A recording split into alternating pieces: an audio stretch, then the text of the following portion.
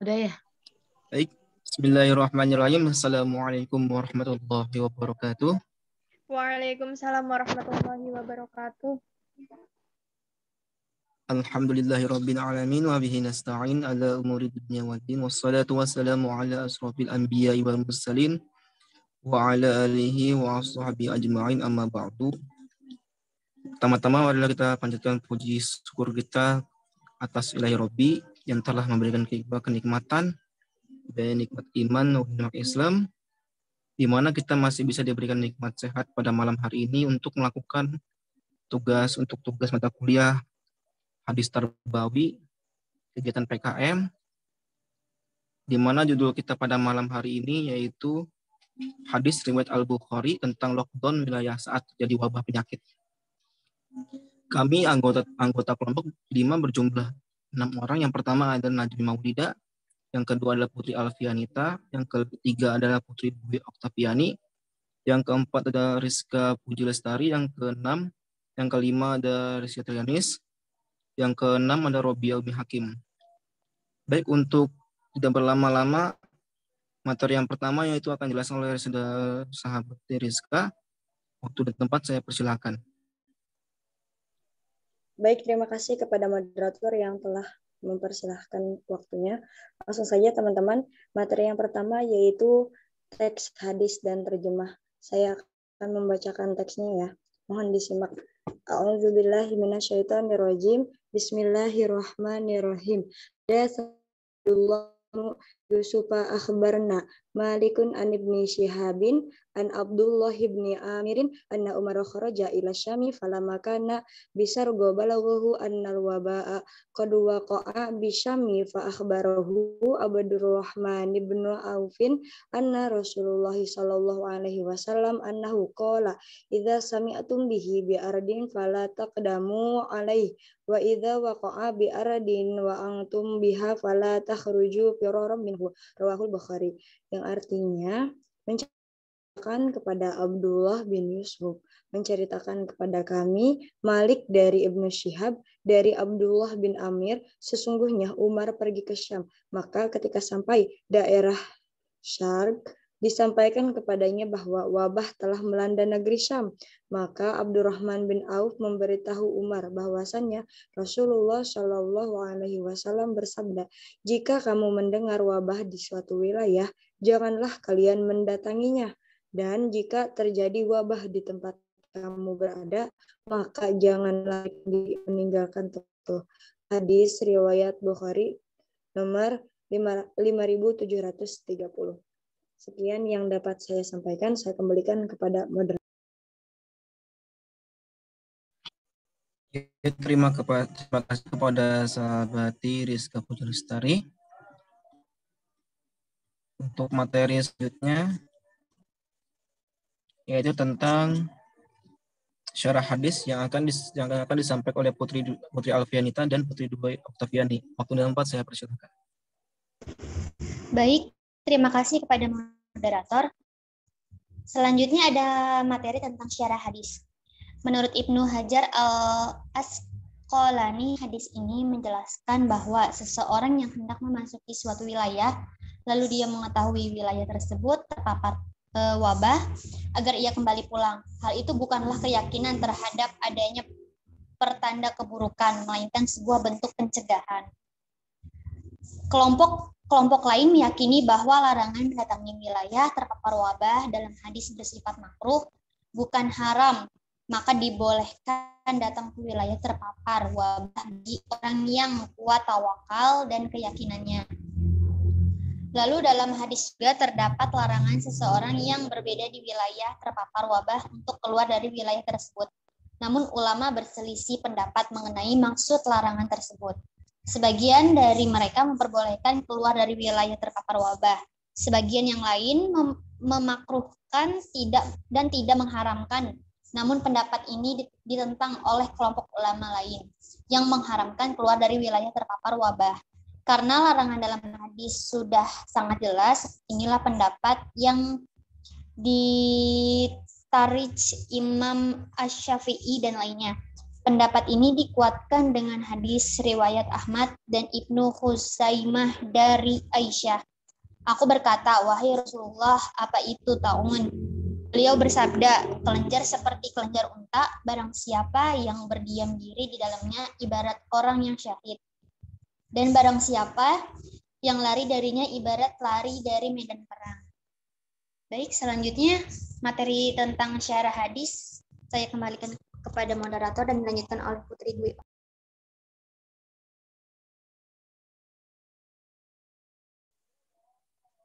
Baik, terima kasih pada Putri Alvenia. Untuk selanjutnya akan oleh Putri Dwi Oktaviani. Waktu Ya, terima kasih kepada moderator.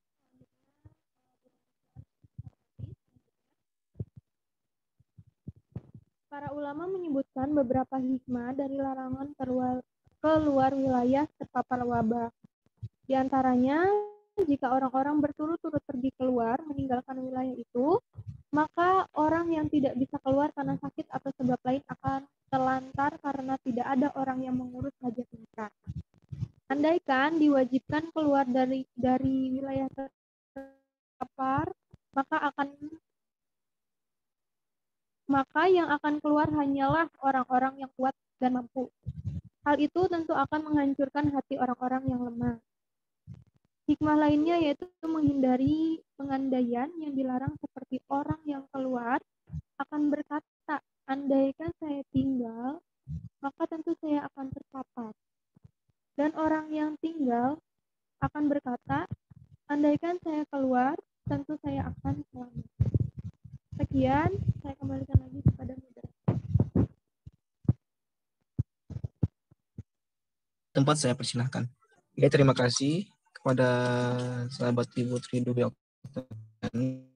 Untuk materi selanjutnya yaitu tentang pelajaran yang dipetik dari hadis yang akan dijelaskan oleh Robi Almi Hakim dan Najmi Maulida. Waktu dan tempat saya persilahkan. Iya, silakan Teh Najmi dulu. Baik, selanjutnya pelajaran yang dapat dipetik dari hadis tadi. Nabi Shallallahu Alaihi Wasallam tidak hanya melarang umatnya untuk masuk wilayah yang terpapar wabah, melainkan melarang penduduk wilayah terpapar untuk keluar dari wilayahnya agar wabah itu tidak menyebar ke wilayah lain.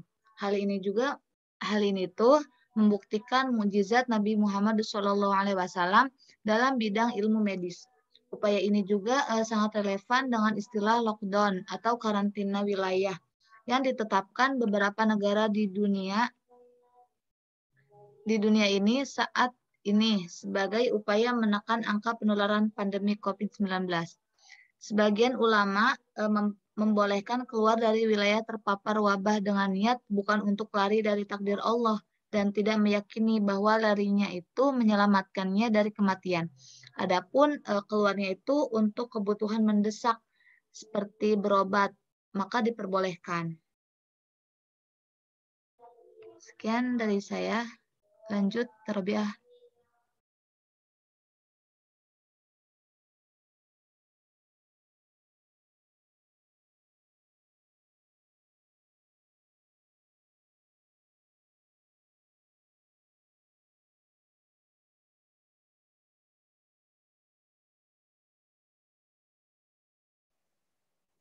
Oke, terima kasih Teh Najmi. Mengenai hikmah yang bisa kita ambil, mari kita ambil dalam pembelajaran terhadap wabah virus ini. Sebagai umat beragama, virus ini merupakan bagian dari ciptaan Allah Subhanahu wa Ta'ala yang mengandung hikmah dan pelajaran bagi kita selaku hambanya. Di dalam Al-Quran, Allah menjelaskan bahwa tidaklah Allah menciptakan atau menjadikan sesuatu itu sia-sia, melainkan ada hikmahnya. Quran Surat Al-Imran ayat 191. Oleh karenanya, dalam ajaran agama Islam, penyebab adanya suatu virus atau diadakannya lockdown ini dapat diambil pembelajaran dan hikmahnya. Ada 3. Yang pertama, sebagai ujian keimanan bagi hamba-hambanya yang soleh, sebagai cara dalam bentuk Allah untuk meningkatkan kualitas keimanan dan ketakwaan hambanya. Kedua, sebagai teguran Allah kepada hambanya, Allah turunkan bermacam musibah yang membuat manusia ketakutan. Ketiga, sebagai ajab, boleh jadi penyebaran virus dari Allah Subhanahu wa taala karena manusia menjauhi agama, bahkan mengingkari ajaran agama, perbuatan maksiat dan dosa terjadi di mana-mana. Dilakukan manusia secara terang-terangan tanpa rasa malu. Manusia telah banyak membuat kerusakan dan dosa di muka bumi ini tanpa takut atas kemungkaran Allah Subhanahu wa taala. Maka Allah turunkan ajab sebagai akibat dari perbuatan manusia itu sendiri seperti dalam Al-Qur'an surat Ar-Rum ayat 41. Cukup, dikembalikan lagi ke moderator. Iya, terima kasih kepada sahabati Robiah dan sahabati Najmi Maulida. Untuk selanjutnya adalah sesi tanya jawab bagi teman-teman atau adik-adik semuanya yang ingin bertanya, kami persilahkan ya. Terima kasih.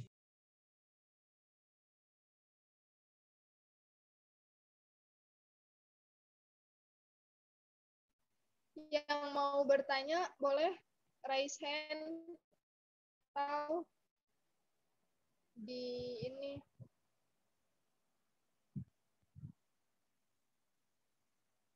di kolom. Nah, ini ada chat yang masuk.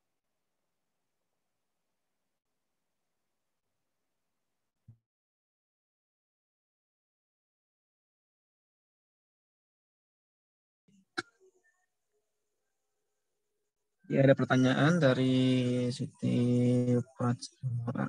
Perkenalkan, nama saya Humayroh. Izin bertanya, apakah lockdown ditetapkan di Indonesia sudah seperti di zaman Nabi atau belum? Dan apakah sudah efektif dan diterapkan di Indonesia? Terima kasih. Nah, itu ada yang raise hand juga atas Kasih, Kak. nama Brika sama Padilah. Ditampung dulu aja pertanyaannya. Iya, silakan. Silakan yang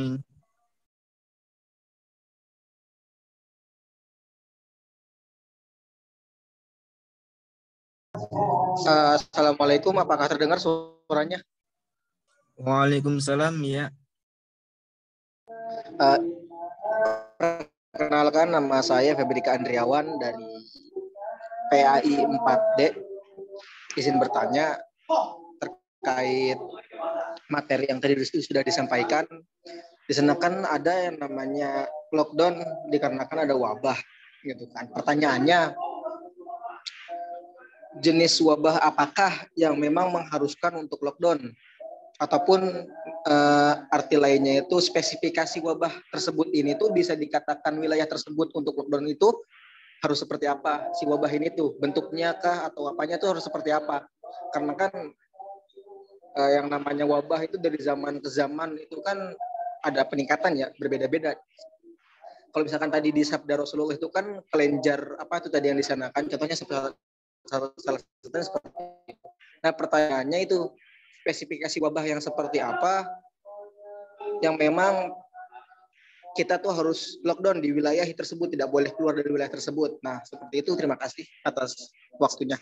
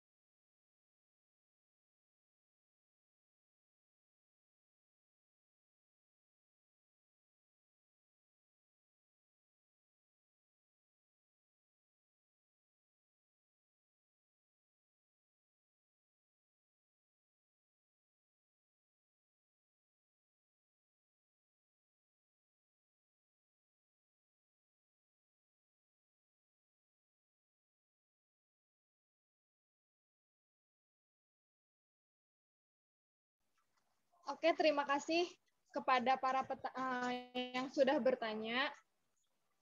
Mohon maaf, sepertinya untuk moderator sedang ada gangguan sinyal. Akan dialihkan kepada saya. Nah, di sini sudah penanya yang masuk. Ada Fasetam Humayroh. Ya, dan ada Padilla, juga ada sahabat Febrika yang sudah bertanya. Mohon ditunggu untuk jawabannya. Kita sedang selaku kelompok sedang mencari jawabannya. 15 menit, kurang dari 15 menit akan kita jawab pertanyaan. Tetap stay tune di sini.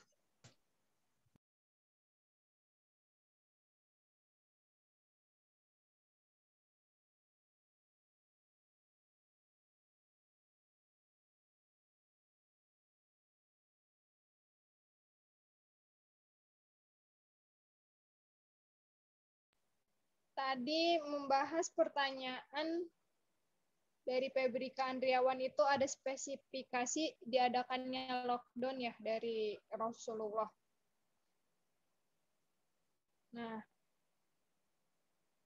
kalau untuk setahu saya ya, kalau untuk di zaman Rasulullah, jika wabah tersebut sudah ganas dan membahayakan, baru itu diwajibkan untuk lockdown. Dari sahabat-sahabat yang lain atau dari Kakanda Rizky mau menambahkan, silahkan.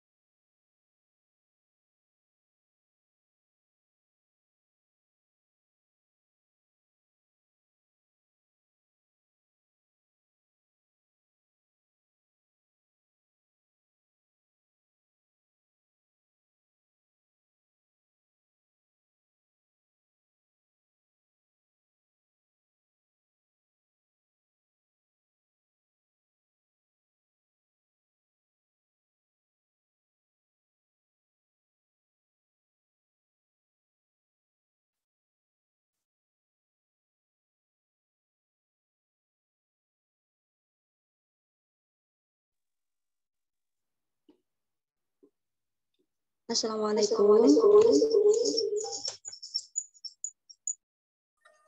Waalaikumsalam. Izin menjawab pertanyaan dari Fadilah ya. Ya, silakan. Ya, apakah pada zaman Nabi ada perintah lockdown? Kalau ada, bisa tolong bacakan hadisnya. Nah, langsung saja ya. Jadi pada saat zaman Rasulullah Shallallahu Alaihi Wasallam juga pernah pernah ada perintah lockdown gitu. Jadi pernah terjadi suatu wabah, yaitu wabah kusta yang menular dan mematikan sebelum diketahui obatnya. Nah, kala itu Rasulullah Shallallahu Alaihi Wasallam memerintahkan untuk tidak dekat-dekat atau melihat orang yang mengalami kusta itu. Nah, di dalam sebuah hadis Rasulullah Shallallahu Alaihi Wasallam bersabda, Bismillahirrahmanirrahim, la tumidun nazara ilal majnuna, yang artinya janganlah terus-menerus melihat orang yang mengidap penyakit kusta. Hadis riwayat Bukhari. Nah, di sini Nabi Muhammad SAW juga pernah memperingatkan umatnya untuk tidak dekat dengan wilayah yang sedang terkena wabah. Dan sebaliknya, jika berada di dalam tempat yang terkena wabah, dilarang untuk keluar. Untuk apa? Karena untuk mencegah terjadinya penularan wabah tersebut. Nah, ada lagi hadis yang diriwayatkan oleh Bukhari yang berbunyi, idza sami'tum bita'uni bi ardi fala tadkhuluha wa idza waqa'a bi ardi wa antum biha fala takhruju minha. Artinya, jika kamu mendengar wabah di suatu wilayah, maka janganlah kalian memasukinya. Tapi jika terjadi wabah, kamu ada itu hadis. Sekaligus juga menjawab dari menambahkan dari jawaban Teh Robiah ya yang tadi atas pertanyaan Febrika, wabahnya itu seperti apa gitu kan yang dimaksudnya. Nah, jadi di sini wabah atau taun sebagaimana disabdakan Rasulullah SAW adalah wabah penyakit menular, yaitu sebuah wabah atau penyakit yang menular dan mematikan. Nah, penyebabnya itu berasal dari bakteri Pasteurella pestis yang menyerang tubuh manusia. Jika umat Muslim menghadapi hal ini, nah maka di situ sudah jelas bahwasannya sudah ada perintah untuk menjalankan isolasi atau lockdown. Mungkin itu yang dapat saya jawab. Bagaimana Fadilah sama Kang Febrika? Atau barangkali ada teman-teman pemateri yang akan menambahkan, mangga dipersilahkan. Terima kasih.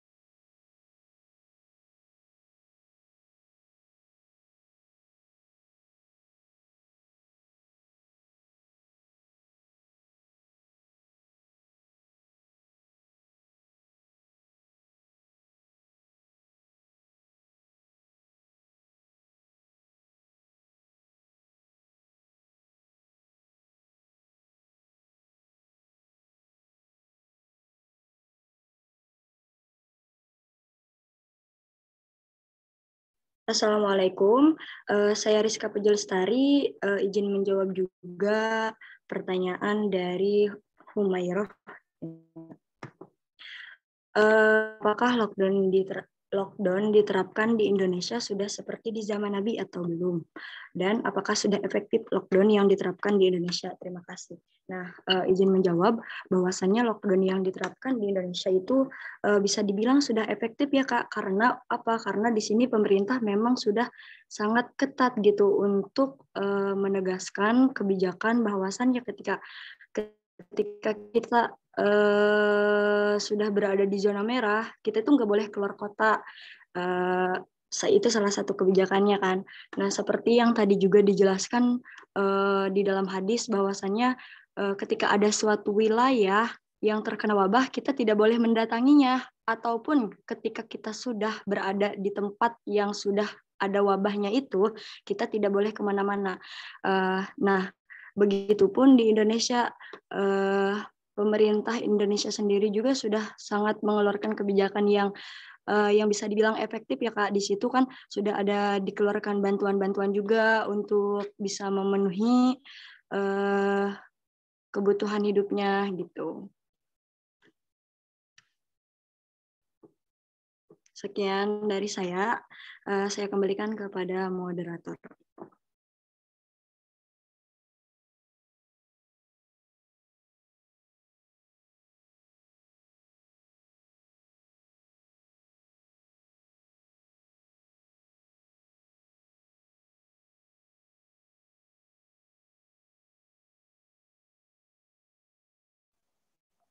Oke, terima kasih untuk sahabat-sahabat yang sudah menjawab pertanyaannya. Dari sahabat yang sudah bertanya, gimana, ada sanggahan atau sudah cukup dengan jawabannya?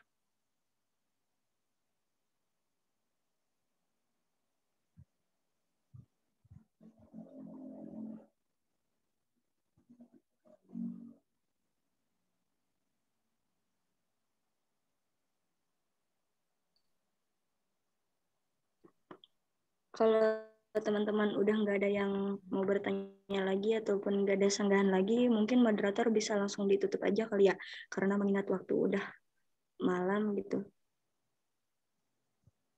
Oke. Terima kasih untuk sahabat-sahabat yang sudah join di ini. Sampai jumpa pertemuan berikutnya. Kurang lebihnya mohon maaf dari kelompok kami. Ihdinas syiratal mustaqim. Allahumma muwaffiq ila aqwamit thoriq. Wassalamualaikum warahmatullahi wabarakatuh. Waalaikumsalam warahmatullahi wabarakatuh. Assalamualaikum warahmatullahi wabarakatuh.